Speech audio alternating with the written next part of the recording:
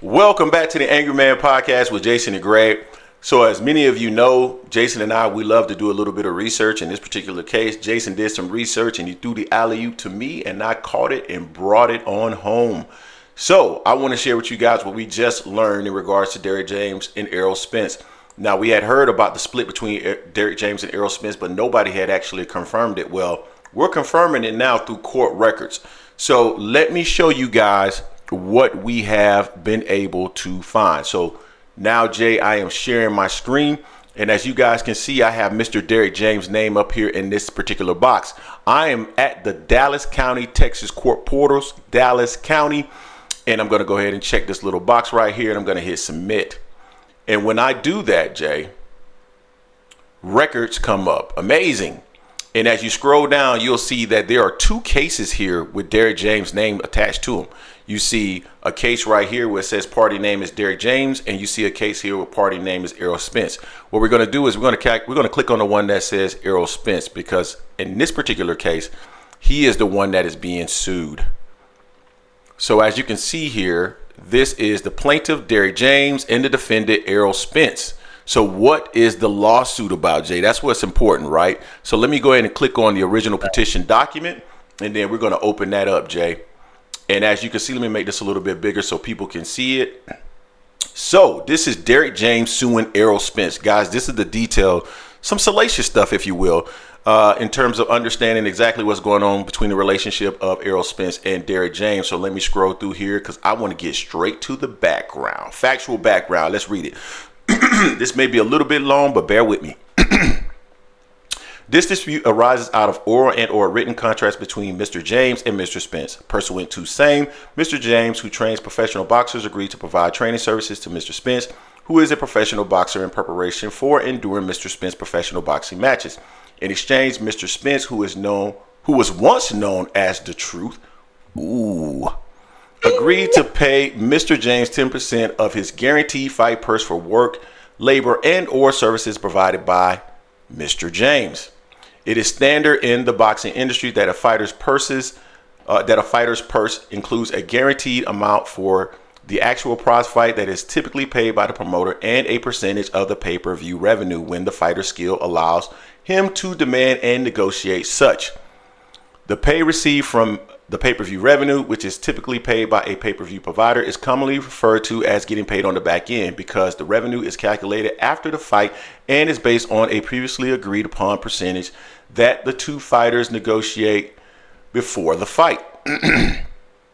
It is also standard that as a professional fighter's skills set continues to develop and the wins continue to accumulate, the difficulty of his opponents increase, his notoriety increases, the ability to fight for world championships increases, and the size of his fan base increases. The fighter becomes more marketable to fight promoters. As all of the foregoing increases, the size of the fighter's purse increases, and he is eventually able to negotiate a percentage of a television and or pay-per-view revenue. Mr. James trained Mr. Spence when his guaranteed purses ranged from approximately $2,500 to his largest guaranteed purse of $25 million, which means that is the guarantee that he got when he fought Terrence Crawford. This lawsuit was filed because Mr. James discovered Mr. Spence's breach of contract, fraudulent business practices, and misrepresentation after Mr. Spence received the $25 million guaranteed fight purse. When a professional boxer match was scheduled, a new oral agreement was established between Mr. James. Let me read that again. When a professional boxing match was scheduled, okay, I guess it's any match. A new oral agreement was established between Mr. James and Mr. Spence.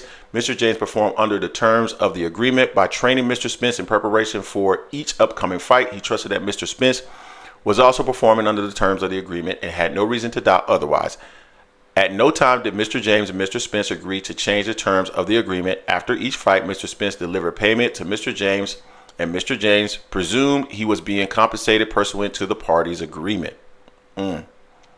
So, Jay, I'm going to start reading there because, I mean, they're starting the London games and all this other stuff. They're going into Mikey Garcia. Each successive fight against Sean Porter, Danny Garcia, Yordenis Ugas, Mr. Spence improved as a boxer, continued collecting world championships. Okay, blah, blah, blah. So they're really just trying to make their case in terms of why he should be getting paid that money. Now, there is another lawsuit there, and that's actually Errol Spence's counter lawsuit versus Derrick James, where he's asking for $250,000 for compensation of Derrick James filing this lawsuit. Jay, this is interesting. Clearly, this confirms that they are split, and there is no doubt about it. We've heard the rumors. We've heard that they had something to do with back end, but nobody actually confirmed any of this information until now. This is the first time anybody has declared that they're actually filing lawsuits against each other. This lawsuit was filed on the 17th of this month. Jay, what are your thoughts?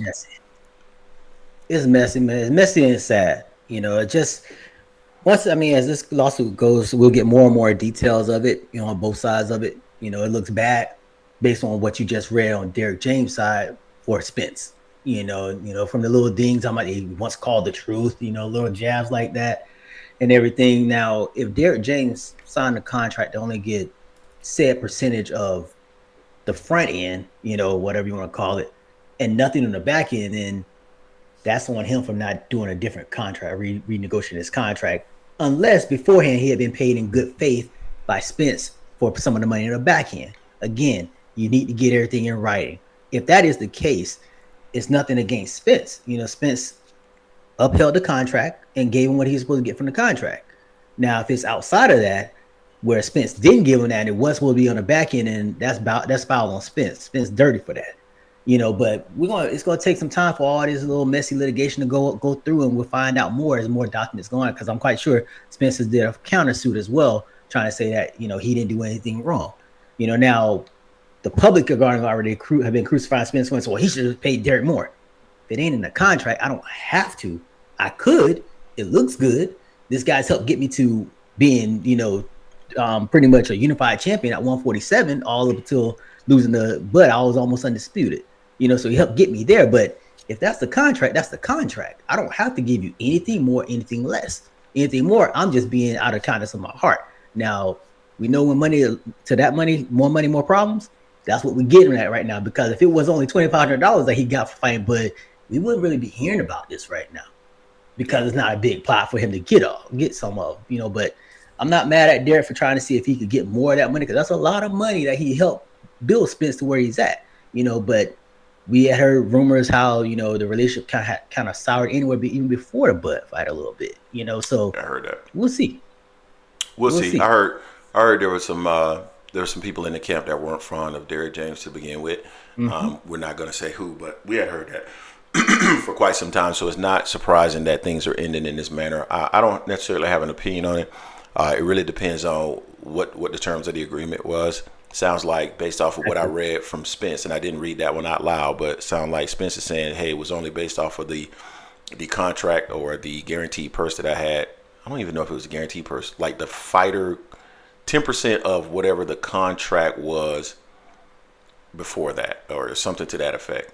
And it sounds like what Derrick James wants is back end money as well.